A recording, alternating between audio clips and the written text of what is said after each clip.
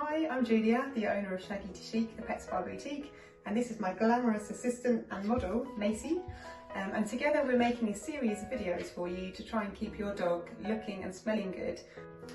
So if you'd like to be brave and have a go at keeping your dog nice and clipped and short during this period of isolation, weeks or months maybe, then you can get yourself a pair of clippers and have a go. So we use these usually, or sometimes a pair of Andis. These are probably the best two that you can get. But anything really, any pair of clippers that you can buy where you can take the blade off, ideally, so you can have a changeable blade. Quite a lot of clippers come with comb attachments. They're okay, but these blades will get through. If your dog is slightly knotty or matted, then these will get through a lot easier for you. So the most commonly used blade in the salon is a 4-blade. So if you find an Andis 4-blade, it will leave on approximately 1 centimetre of hair on your dog. I'm not using any restraints because I know you guys at home won't have any, so I'm trying to do it in the most sort of real way that you will be. So starting from behind, so if you can find the bone, the back of their head, it's called the occiput, so you're going straight from that little bone right down the middle of the back. So that's really the only straight line that they have on a dog. So if you can take it from here, all the way, good girl, Macy, all the way down to the top of their tail. And that's your first line. And then come back out, again all the way from right behind that bit of the head, right behind the ears. Again, in here is a really common place that dogs, you'll get matted, usually because they'll scratch or do something there and it ends up being matted. So if you can get nice and short behind the ear, and all the way around their little face, and under the chin. So what you're trying to do when you clip the dog is you're trying to clip in the same direction as you see the coat lying. So I know that this is a fluffy dog, so mostly it'll stick up, but there'll be a general direction that you'll see the coat sitting in. And that direction on every dog, even if you can't see it, will generally be down and around. So you see going down this way, go right across the chest, all the way down.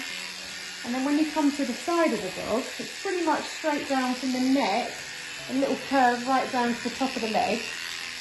You can see at the moment that I'm avoiding the leg completely.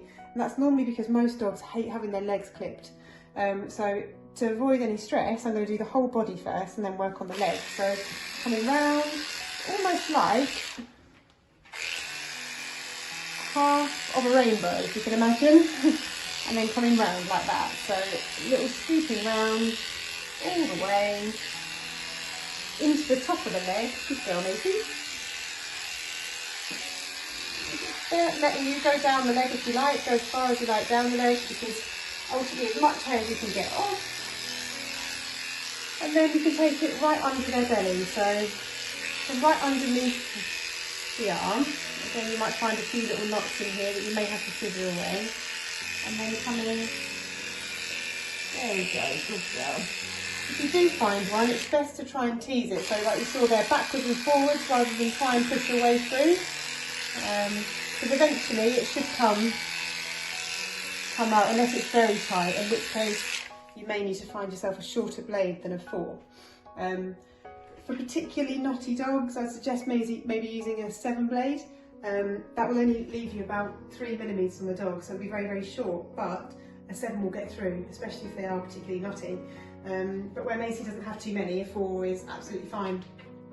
So again, clipping from the head, nice and short behind the ears, right behind, all the way down the chin,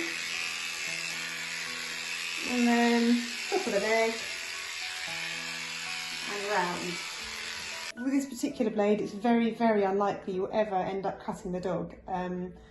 The only thing that could happen if you're running these clippers for a particularly long time is this blade will get warm. So just keep checking it, maybe every 5-10 minutes for the start of it. And then obviously as you're starting to clip, I'd say every 30 seconds, just have a quick feel, make sure you're happy it's not too hot. If it does get too hot, just lay it down, set it apart and just leave it for a bit. We use clipper spray or change blades, but for you guys, if it's getting warm, let the dog have a break, just sit it aside and let it cool down and come back to it when it's nice and cool and carry on. The shorter the blade, so if you're going to be using a 7 or a 10 or something particularly short, the quicker the blade will get hot.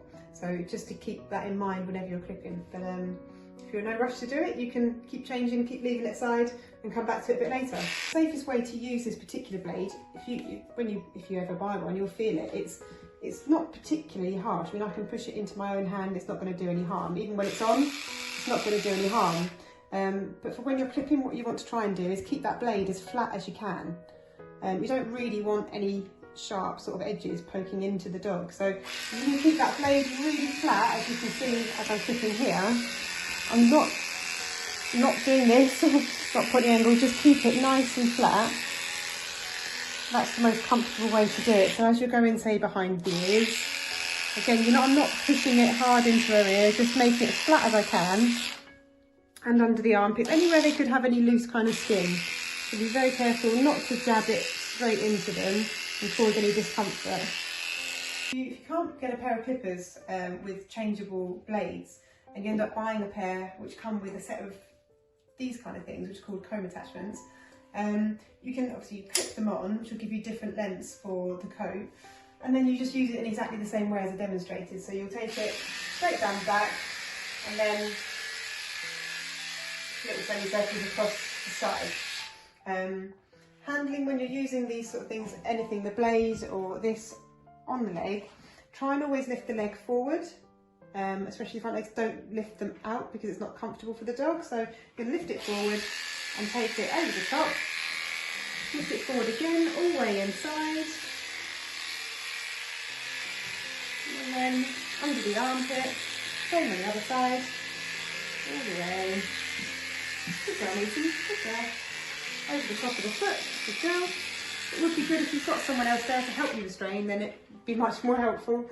But yes, so just trying to work with the dog and not against them. So again, with the back, when you're lifting, don't over manoeuvre the joints basically. If you can lift and go over,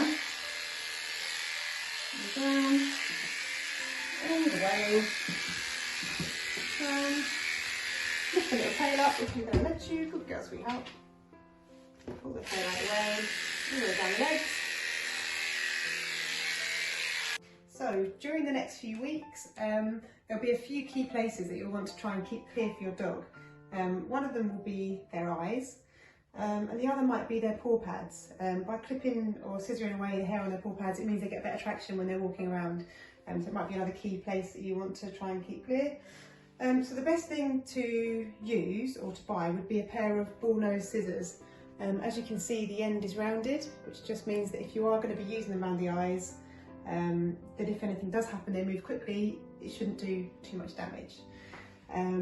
So first of all, for scissoring round their eyes, so you're using your metal comb, you're going to pull all the hair down.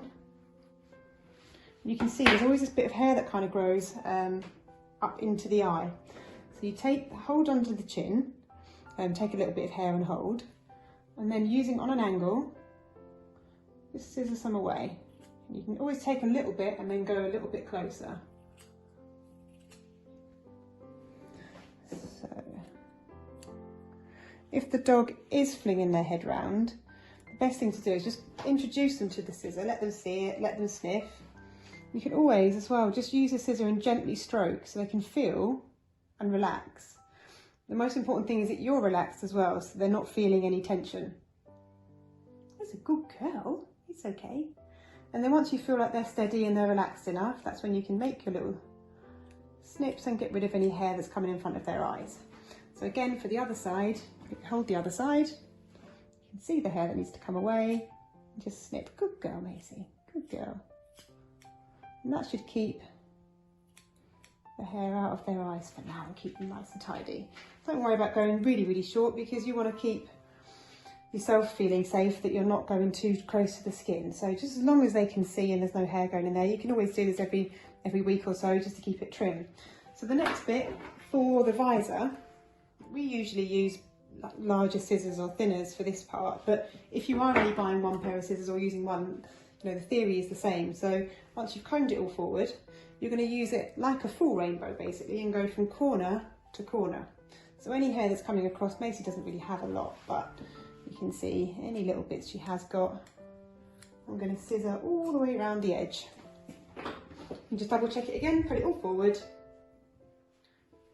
Create that little visor and just snip any hair that's coming over into her eye. So the next place, if you do have a dog with a beard, you need to keep the beard trim because maybe there's food going in it or it's just getting a little bit knotty. So the same thing, just comb it down, take your scissors and literally just trim along the edges as much as you want to. I like Macy with a big long beard, but if you want to, just take shorter, being very careful that you know where the skin is under there. So the next place you may want to snip and keep nice and trim would be their paw pads. So most dogs get a lot of hair growing in between. Macy's just has done quite recently, but I'm just trying to take away any hair that's going to be when she walks sitting on the floor basically. So just trim away any of these loose bits of hair in between her pads, and that's coming through this little V section here. So if you can open the pad up and just keep it as clear as you can. Being very careful not to scissor any of the pad or any bits, especially the loose skin that's in between that little V there. So again, lift up, trim away any little bits of hair in and around the pad. Just being very careful not to, keeping your scissors quite flat, that way you shouldn't be. There's no need to put lots of pressure on when you scissor. The hair should scissor away really easily. So that way if you do accidentally catch a little bit of paw pad, you're not doing it hard, you do it nice and soft so you can release quickly. Thank you for watching. If you have any questions, you can send me a message. Otherwise, please stay safe and well. Good luck with the grooming, and we look forward to welcoming you back into the salon as soon as you can. Thank you.